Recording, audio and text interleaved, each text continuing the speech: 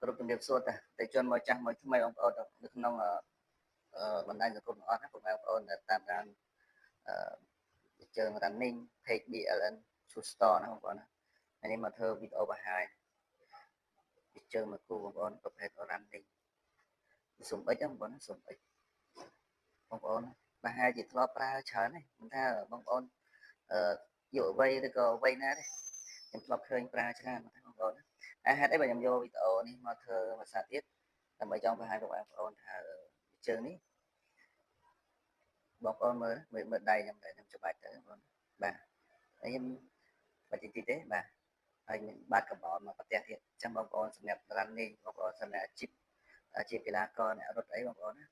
បងប្អូនមើលណាបាទហើយមើលស្វិតហើយទន់មែនតើបងប្អូនណាបាទហើយ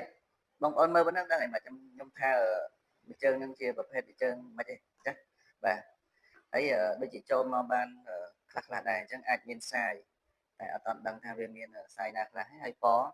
ងប្អូនមកចង់កំងពអីទៅឲ្យទៅត្រូវសាយអាចយកបានព្រោះវាជើងបាត់ឃ្លាំងវាអាច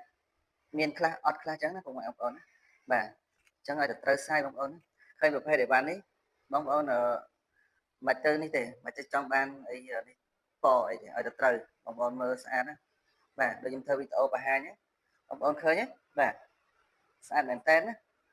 ហើយនេះបងប្អូនឃើញទេ live brand នៅបាត់នៅកបោនទៀតបាទហើយខ្ញុំឲ្យមើលណាបាទខ្ញុំខាងក្រោយរបស់វានេះមានហើយប៉ុងហ្មងទុកក៏ជើងបានល្អ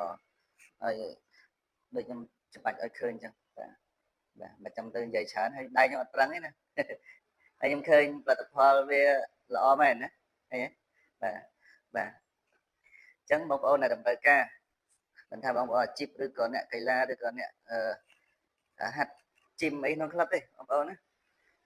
ពេញចិត្តអាច